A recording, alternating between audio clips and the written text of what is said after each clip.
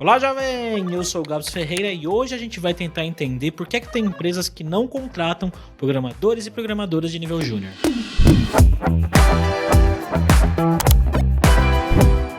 É muito comum vir alguém conversar comigo nas redes sociais e perguntar: Gabs, por que as empresas não contratam desenvolvedores júnior? Eu tô há um tempão procurando uma vaga, mandando currículo e tudo mais, e eu não recebo resposta, não sei o que fazer. Não sei se eu mudo de área, não sei se eu estou me candidatando errado, não sei se estou procurando errado. E é normal ter essas dúvidas, tá? Antes de mais nada, você que tem essa dúvida, que está começando aí, é comum, certo? Mas, olha, por que então essas pessoas têm esses problemas? O que está acontecendo com as empresas? Elas não contratam profissionais de nível júnior? Por que é mais difícil? O que acontece com essas vagas? Será que realmente isso está acontecendo? As empresas não estão contratando? Então no vídeo de hoje eu chamei 3 pessoas para a gente tentar entender por que isso acontece e se isso acontece. E essas pessoas, elas estão em 3 posições diferentes. Eu chamei uma desenvolvedora, uma líder de comunidade e um empresário. Vamos conversar com eles para ver então o que é que eles acham sobre isso e no final a gente tenta concluir aqui por que é que isso acontece. A primeira pessoa que eu chamei é a Roberta Arcoverde, desenvolvedora no Stack Overflow. Vamos ver o que ela tem para opinar com relação a isso. Bom, Roberto, eu lembrei de você porque uma vez a gente estava conversando sobre vagas e sobre trabalho, né, e tudo mais, e você comentou comigo que aí no Stack Overflow vocês não contratavam pessoas júnior. E aí eu sinceramente não lembro se na época você me falou que isso era uma coisa momentânea ou se era uma característica mesmo por causa do trabalho que vocês fazem aí. Então eu queria só que você me desse, né, me lembrasse se foi isso mesmo que você me falou e se for isso, né, explicar por que vocês têm essa decisão aí, que mais você quiser falar, obviamente. Quando eu fui contratada, de fato, a gente só contratava profissionais com alguma experiência. Não vou falar nem sênior. O mínimo de experiência que a gente pedia era de 2 anos. Então, para mim, 2 anos de experiência em qualquer coisa também é júnior.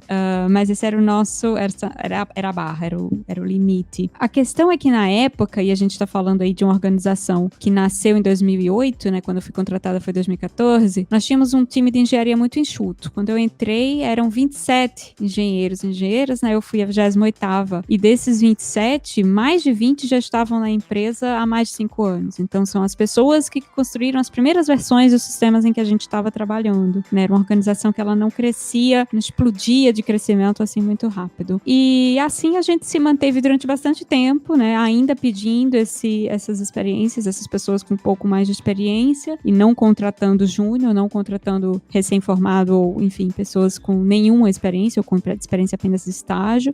Até que, algum tempo depois, uns 2 anos depois, a gente já estava ali com uma organização de engenharia um pouco maior, já chegando nos 30 e tantos, 40 profissionais, e aí a gente começou, sim, a contratar júniors, ou a gente chama de apprentices, né? Pessoas que realmente não tinham nenhuma experiência profissional com desenvolvimento de software e com engenharia. E foi uma decisão que eu considero muito acertada. Eu sempre fui contra essa coisa de só contratar gente que já tem experiência, principalmente num time que parece pequeno, né, com 40 engenheiros, mas para mim é muito grande, mais do que suficiente para abraçar, sim, profissionais com menos experiência. Eu acho que traz uma oportunidade de mentoria que é muito rica para as pessoas que já estão na organização, e eu acho também que traz frescor, né, traz ideias novas, ainda que esses profissionais não tenham experiência de fato de indústria, eles têm conhecimento recém-adquirido, eles têm boas perguntas para fazer, eles vão encontrar problemas que talvez quem já tem muita experiência se acostuma tanto que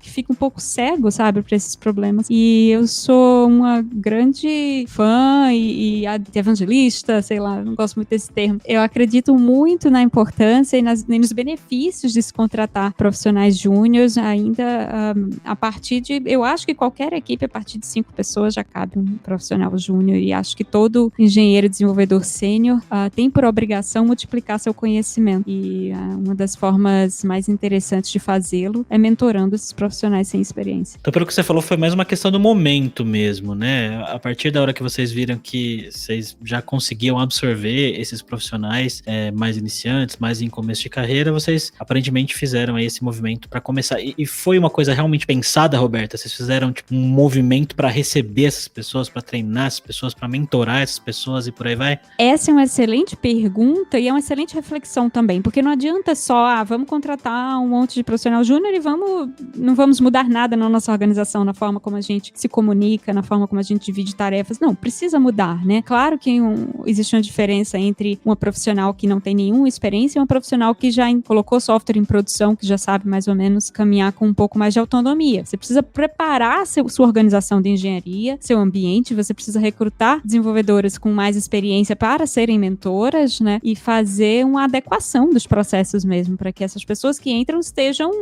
Então, a gente precisa que as pessoas que estão em posições de maior senioridade, de mais experiência também, estejam preparadas para treinar essas pessoas, né? Entendam como conversar com elas e como fazer com que a probabilidade delas serem bem-sucedidas seja maior, né? Senão você acaba jogando o pessoal na fogueira e não é isso que deve acontecer. Então, o que a gente fez, na verdade, foi o seguinte: a gente se preparou, a gente sabia que a gente queria contratar profissionais júniores, a gente sabia quantos a gente queria contratar, né? Como uma primeira experiência. E a gente fez uma parceria com o Bootcamp, o escritório da Stack fica lá em Nova York, e a gente queria, naquela época, a gente achava que seria mais fácil fazer essa primeira experiência com profissionais júniores em loco, né, dentro da empresa. Isso foi, claro, antes da pandemia. E, portanto, a gente fez uma parceria com o Bootcamp e contratou, acho que 6 profissionais júniores para fazer um período de 3 meses de estágio, né, de aprendizado, e depois desse período dos 6, 4 quiseram continuar, foram contratados como júniors, e dos 4, 3 estão lá até hoje e um saiu recentemente para ir pro Facebook, para ir fazer uma coisa completamente diferente. Então foi uma experiência super bem sucedida pra gente, tanto que a gente repetiu anualmente, né? Todo ano a gente refaz a parceria com esse bootcamp, e agora a gente já tá fazendo com outros bootcamps também para recrutar esses aprendizes. O único ano que a gente não fez isso foi ano passado em função da pandemia, mas agora a gente já tá voltando a ter essas conversas. Queria te fazer uma pergunta que eu tô fazendo para as pessoas que estão participando desse vídeo aqui hoje comigo, Roberta, que é: eu já ouvi de empresários e de, às vezes até de desenvolvedores mesmo, às vezes mais sêniors, né, que eu já conversei sobre esse assunto, a seguinte frase: mas a gente vai treinar as pessoas júniores, iniciantes aqui, e aí eles vão se aproveitar, estudar e depois vão embora para trabalhar aí no Facebook, que nem você falou, e a gente vai perder dinheiro. O que você acha disso? Eu acho uma visão muito míope, né? Essa visão de que você tá fazendo um favor pra pessoa júnior. Olha só, ela vai vir aprender e você não vai se beneficiar do resultado do trabalho dela? Claro que vai, né? As pessoas, até hoje, todos os aprendizes, que a gente não chama de júnior, né? A gente chama de aprendiz, mas todos que a gente contratou, eles trouxeram muito pra empresa, e se eles não trouxessem, não faria sentido contratá-los. Acho que a gente precisa ter um pouco menos dessa visão de que você tá servindo o estagiário, que é um favor que você tá fazendo pra ele, porque essa via ela é benéfica dos dois lados. Eu, como profissional com mais experiência, eu aprendi muito mentorando profissionais com menos experiência, sabe? Eles trazem perguntas que, de fato, primeiro que ensinar é uma forma muito boa de aprender, né? Segundo, que você precisa correr atrás das coisas que você não sabe para descobrir. E terceiro, que algumas das melhores sugestões de melhoria em processo, de melhoria em integração, de engenharia, inclusive, vieram de pessoas sem experiência que se deparavam com os nossos problemas, com o nosso processo. Nossa, é sempre tão difícil assim fazer isso, e a gente ficava, é um bom ponto, será que é? Será que não tem como a gente melhorar? Então, não é um desperdício de dinheiro para nenhuma empresa. Eu não sou empresária, mas a minha visão é um investimento, e é um investimento excelente. Você está investindo não só na formação de um ser humano, não só do ponto de vista social, não, do ponto de vista da empresa, do desenvolvimento da empresa e do desenvolvimento dos seus funcionários atuais, que vão ter essa oportunidade, que é riquíssima, de mentorar pessoas menos experientes também.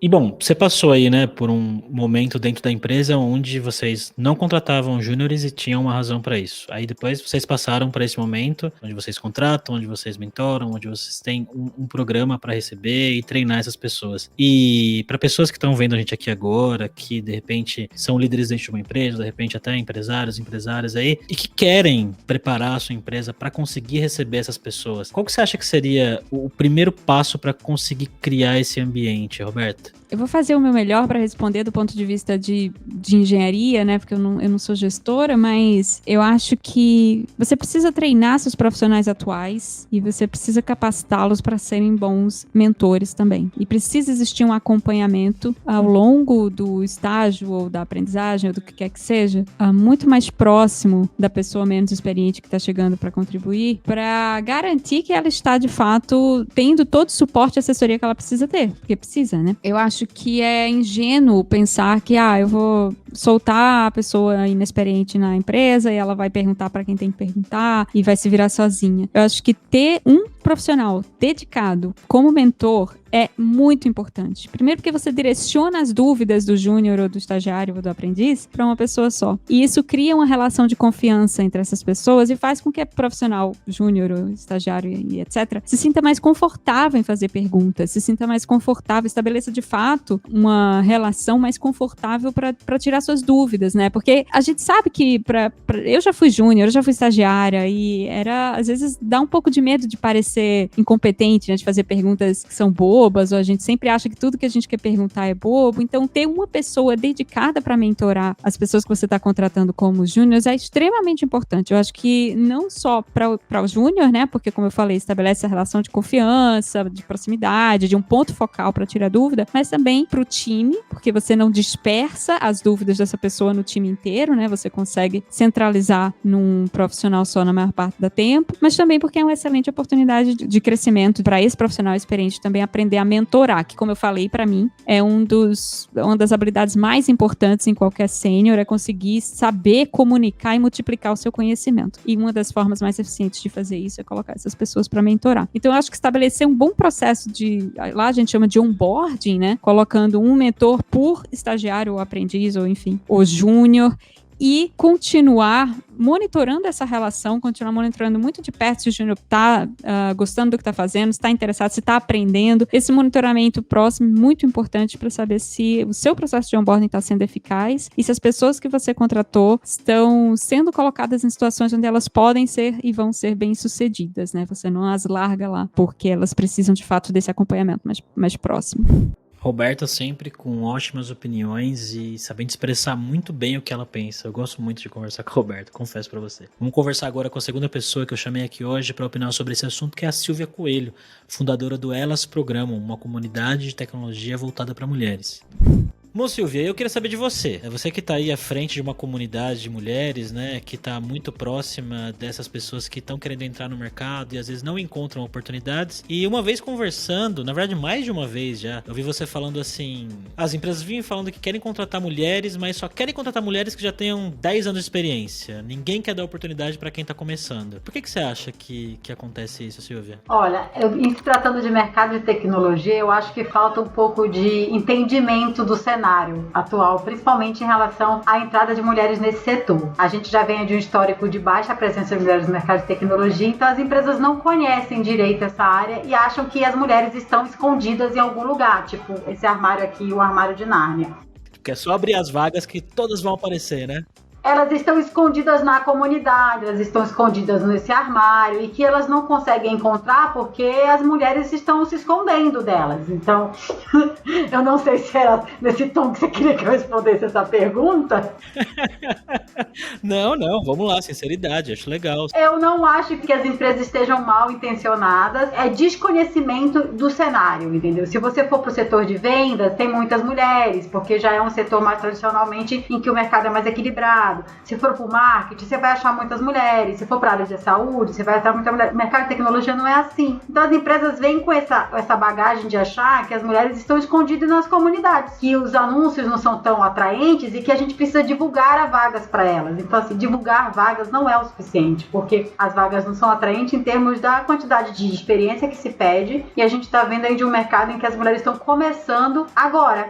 tem muitas mulheres em transição de carreira, muitas mulheres estão voltando para a faculdade, estão em busca de estágio, de posições júnior, e as empresas não têm ainda essa estrutura, né, também, né, de absorver mão de obra que está começando. Então, tem um movimento aí de ter times mais diversos nesse recorte de mulheres, mas não tem uma estrutura para contratar pessoas júnior. E aí, a busca, queremos contratar mais mulheres, mas querem as mulheres sênior, querem as mulheres com nível pleno, querem as mulheres que estão aí prontas para começar a performar hoje. Não é essa a realidade de mercado. Eu costumo falar que toda pessoa que é sênior hoje já foi júnior um dia. Alguém contratou uma mão de obra no início de carreira, treinou, desenvolveu, absorveu, acolheu, né, do ponto de vista profissional e transformando essa pessoa sênior. Então tá faltando empresas que tenham mais essa cultura, né, esse engajamento de treinar pessoas também, né. E Silvia, da sua experiência, do que você vê no mercado, na comunidade, como que as empresas podem se preparar de alguma maneira para conseguir receber essas pessoas, tanto as mulheres quanto homens também, né, que estejam em início de carreira e que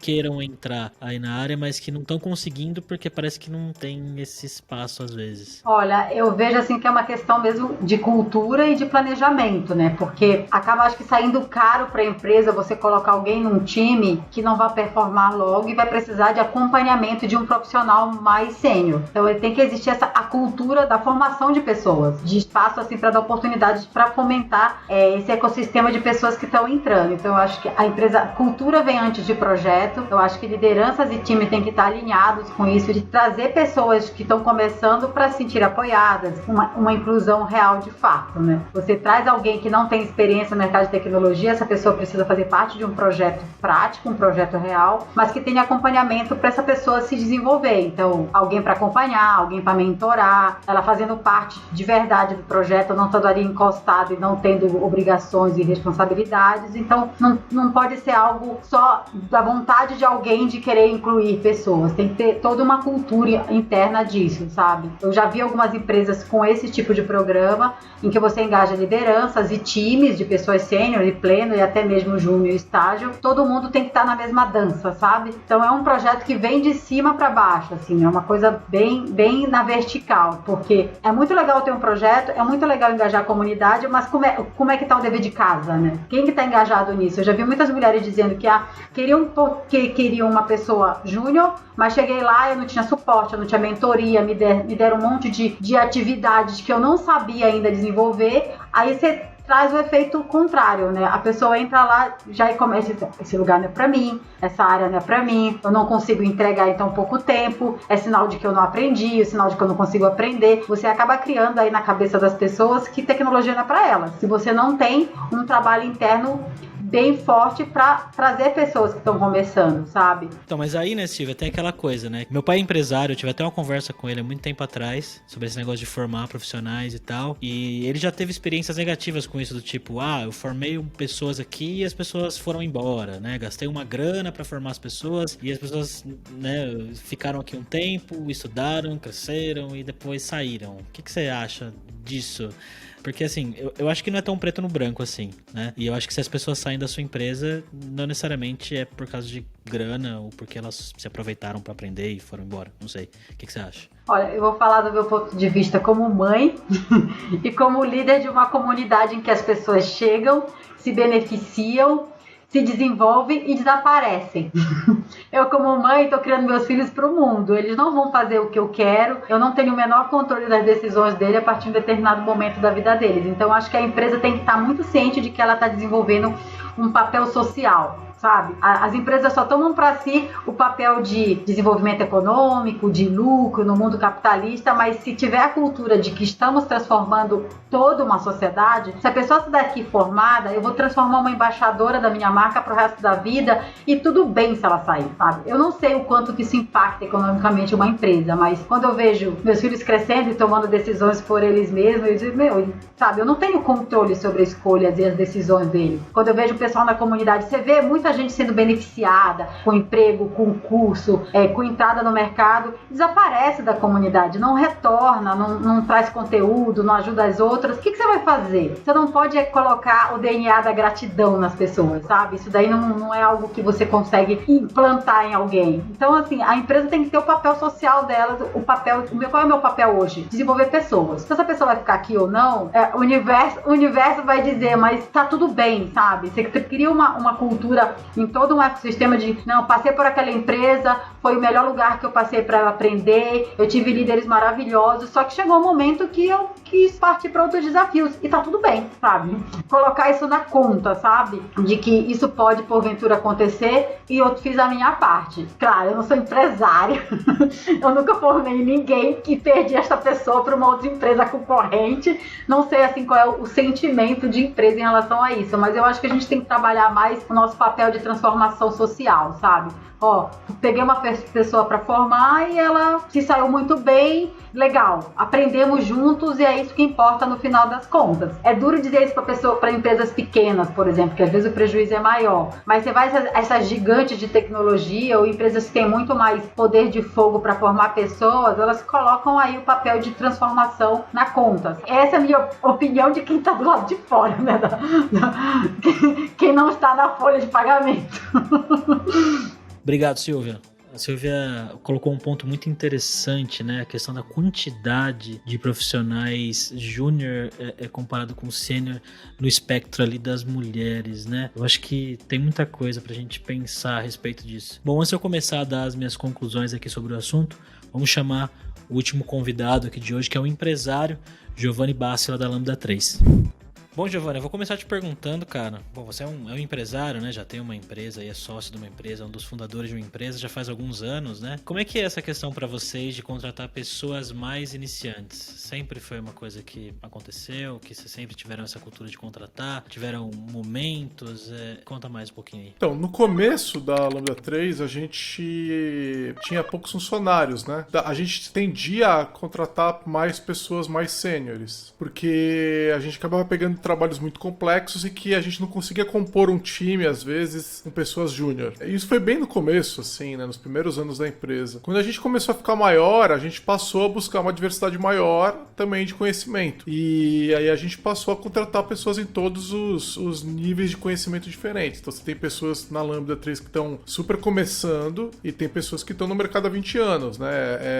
Varia muito. Então depende do momento da empresa. Hoje a gente está sempre buscando equilibrar e dar oportunidade para quem está começando. E quando vocês começaram a contratar, né, a dar mais oportunidade para essas pessoas iniciantes, eu estava conversando com a Roberta Arcoverde antes de falar com você, ela comentou um cenário similar lá no Stack Overflow, que no início da empresa, né, eles tinham mais esse foco em pessoas com mais experiência, justamente porque, né, precisavam que as pessoas tivessem a capacidade de resolver problemas mais rapidamente ali no início, né, e quando eles começaram a contratar, eles fizeram um movimento consciente para preparar as pessoas para treinar, para mentorar, para receber esses iniciantes, né? Teve um movimento parecido no caso de vocês ou foi uma coisa mais orgânica mesmo? No começo foi bem mais orgânico. Hoje não.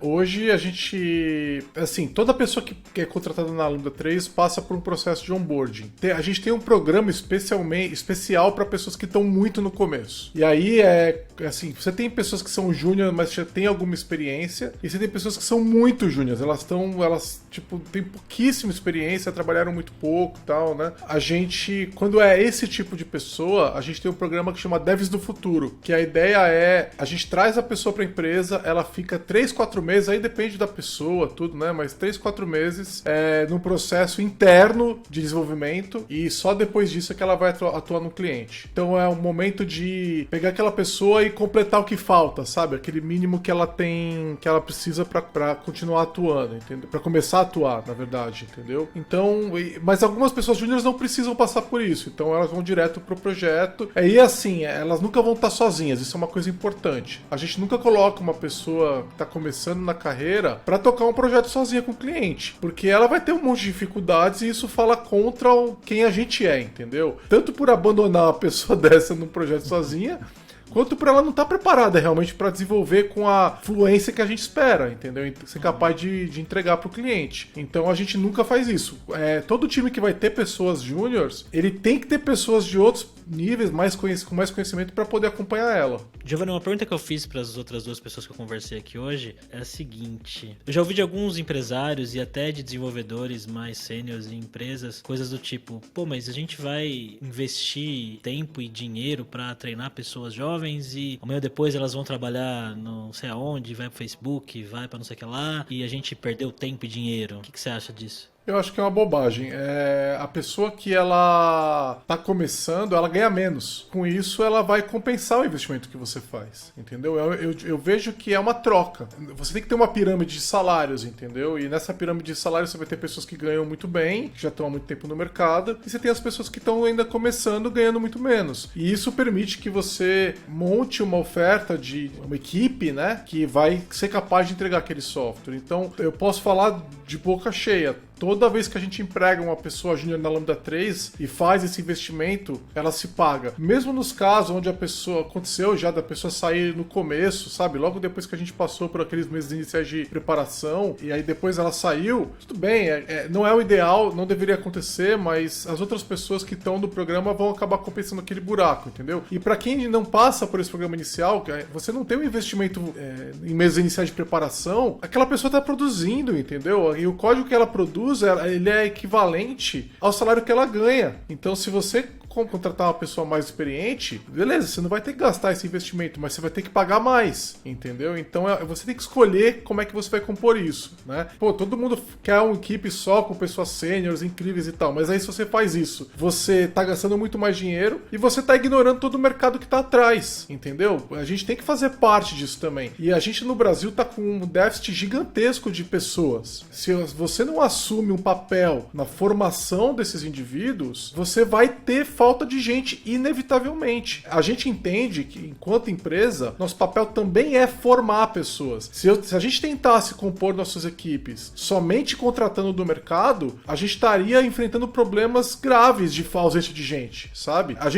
Olha, a gente tem uma boa marca empregadora, a gente tem muita gente aplicando para as vagas muito acima do que a média tem. Eu fico imaginando as outras empresas que não têm o nome que a Lambda 3 tem, estão tentando, nessa selva, tentar contratar, né? Não estão nem formando as pessoas, porque a gente está falando de milhares e milhares de pessoas no mercado procurando um emprego, procurando uma oportunidade, e você não está nem olhando para elas. Onde que isso faz sentido, cara? Não faz sentido nenhum. Não faz mesmo, cara. E uma coisa que você falou aí que eu fiquei pensando aqui é que assim, né? Pô, quando você contrata uma pessoa mais sênior, você vai pagar mais, uma pessoa mais júnior, você paga menos. É isso como funciona, né? E assim como você tá sujeito a perder uma pessoa júnior, você também tá sujeito a perder uma pessoa sênior. Se você só tem pessoas sêniores no seu time e algumas delas saem, acontece eventualmente, o buraco também é muito maior do que uma pessoa júnior. É muito mais fácil substituir alguém que tá 1 ano na empresa do que alguém que tá 15, certo? Alguém que tá 5. Pessoas mais sêniors são mais raras. Tem menos pessoas, né? Até porque tem essa coisa maluca nesse mercado que a pessoa fica mais sênior na carreira dela, ela sai da área de desenvolvimento e vai trabalhar como gestora ou alguma outra coisa relacionada. Por definição, a gente tem menos pessoas mais experientes. Então, quando você perde essa pessoa, você vai ter uma dificuldade para repor. É inevitável.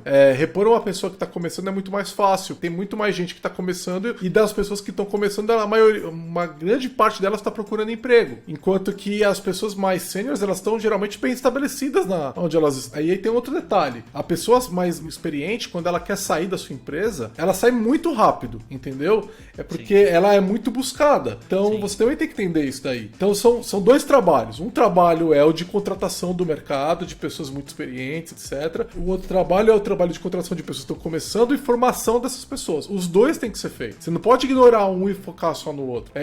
E eu vou um pouco mais além, né? E aí tem uma questão de papel social da empresa também. Que a gente tá numa briga onde um tá roubando o almoço do outro, sabe? Uma empresa vai lá e contrata a pessoa de uma outra empresa. Legal, ela resolveu o problema dela, mas amanhã ela vai perder essa pessoa para outra empresa. Se a gente não formar essas pessoas, a gente não resolve o problema. É lógico que o problema é muito maior e não vai ser resolvido só por isso, mas a gente também tem um papel nisso daí, entendeu? Agora a pergunta de R$1 milhão.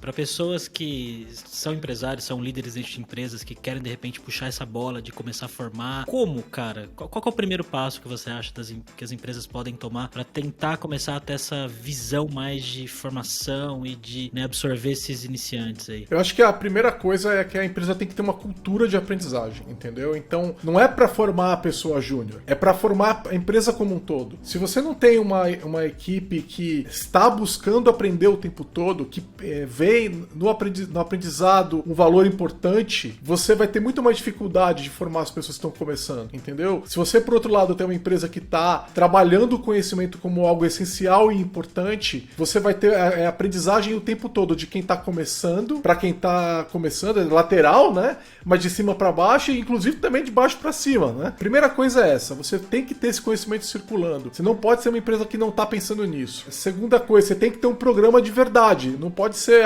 traz a pessoa e joga ela aí. Você tem que ter uma pessoa que está mentorando essas pessoas, está cuidando delas e tudo mais. Pode ser um programa de estágio, que aí vai ser um programa muito mais longo. A gente já teve programa de estágio na Lambda, mas ele demora muito mais, né, para a pessoa estar pronta. Pode ser uma pessoa mentora para cuidar de uma pessoa que já tem alguma experiência e a pessoa fica pronta muito mais rápido. Mas você precisa formalizar isso. Você precisa pegar uma pessoa e falar, sua função é essa. E um terceiro ponto que eu traria é, você precisa gastar dinheiro com isso. Então você precisa investir em ferramentas de aprendizagem. A gente, você sabe disso, a gente é cliente da Alura, não tem muito tempo, mas já tem acho que mais de um ano aí que a gente está como cliente da Alura. E isso é uma iniciativa interessante, entendeu? De você... E a gente tem a Alura para todo mundo na empresa, né? O pessoal do comercial tem a Alura. Entendeu? Não é só para o time de dev. Por causa dessa questão de aprendizagem. É importante também para as pessoas que estão nas áreas administrativas, back-office e tudo, também é importante. Você precisa ver, quando você tem... É muito mais fácil, né? Falar, como é que eu faço tal coisa? Vê esse módulo desse curso da Alura que te explica. Então o conhecimento transfere muito mais rápido, sabe? Eu não preciso fazer todo o trabalho. Então eu posso me apoiar em todo o conhecimento desenvolvido por um parceiro, entendeu? Então, olha, como é que você faz TDD? Tem esse curso aqui, assiste o curso, me chama se você tiver dúvidas, depois a gente conversa sobre ele. E você já ganha muitas horas nesse processo, sabe? É real, se você está buscando formação e está buscando uma cultura de aprendizagem, ter outras ferramentas que estão te auxiliando nesse processo são importantes também, né? Até já comentei com a Roberta Arcoverde, falei, dá uma olhada aí no Stack Overflow for Teams, aí precisa nacionalizar esse negócio, tá muito caro, né? Ela falou, já tô falando aqui, né?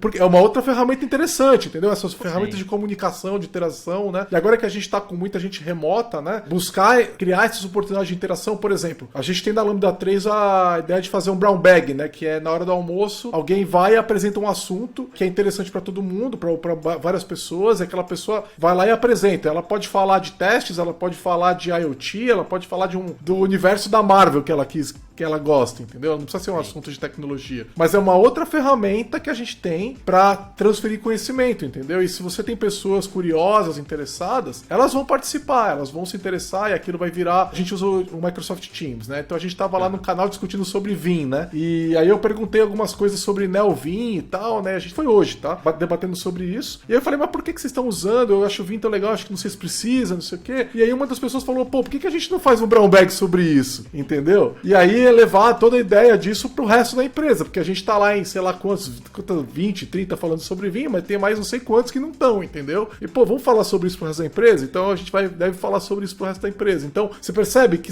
o tempo todo você transferindo conhecimento. E o conhecimento não é só... A gente é uma empresa de consultoria, né? De desenvolvimento de software. Tem várias equipes atendendo clientes diferentes. Se eu tô com um problema com Kubernetes, eu não preciso depender só da minha equipe, eu posso depender eu posso pedir ajuda e alguém de uma outra equipe vai lá e fala assim, Giovanni, eu sei como é que resolve isso daí, porque eu já resolvi aqui nesse cliente que eu tô, entendeu? Então, o conhecimento ele não tem que estar preso, sabe? Ele tem que ser transferido livremente dentro da empresa. Então, você se apoiar nessas ferramentas, a gente faz muito essa troca pelo Teams, pelos canais que tem no Teams e o bate-papo, né, sobre esses assuntos específicos. Então, é mais uma questão de você promover conhecimento, entendeu? Deixar esse conhecimento fluir.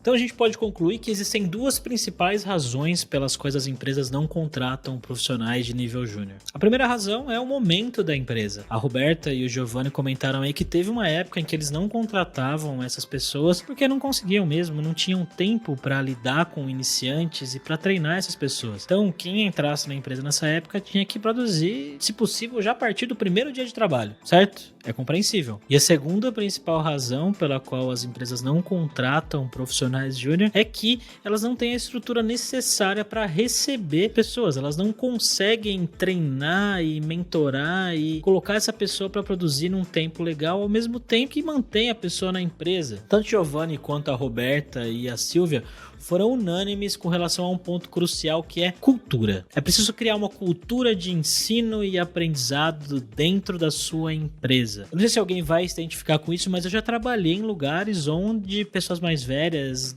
não compartilhavam conhecimento, ou pessoas de certas equipes acabavam centralizando algum tipo de conhecimento específico, e sempre era uma briga para você conseguir tirar isso dessas pessoas. Isso não faz o menor sentido, sabe? Não faz o menor sentido. É preciso criar uma cultura onde a gente compartilhe tudo que a gente sabe. E é preciso que os líderes das equipes e as pessoas mais sêniores entendam que o papel delas não é só escrever código. O papel delas não é só entregar produto, né? O papel delas é treinar essas pessoas que estão começando. É mostrar as melhores práticas, é mostrar os melhores caminhos, é mostrar os erros comuns, é mentorar, é entender se elas estão no caminho certo, se elas estão entendendo o que elas estão fazendo ali no dia a dia, para ir direcionando. Não é um trabalho fácil, mas é um trabalho que é necessário, até pela questão da responsabilidade social que o pessoal comentou também, né? Claro que toda empresa quer ganhar dinheiro, certo?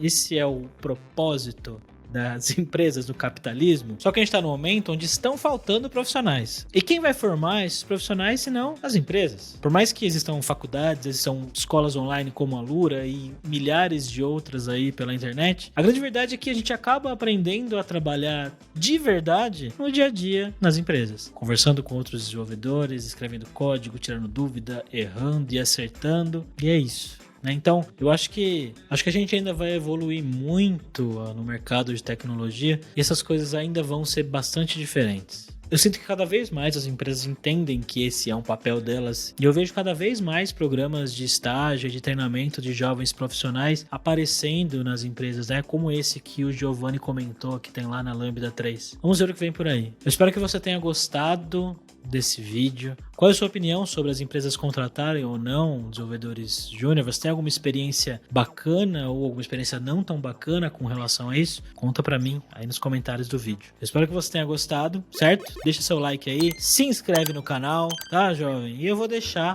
um videozinho recomendado aqui pra você assistir agora, beleza? Tchau, jovem!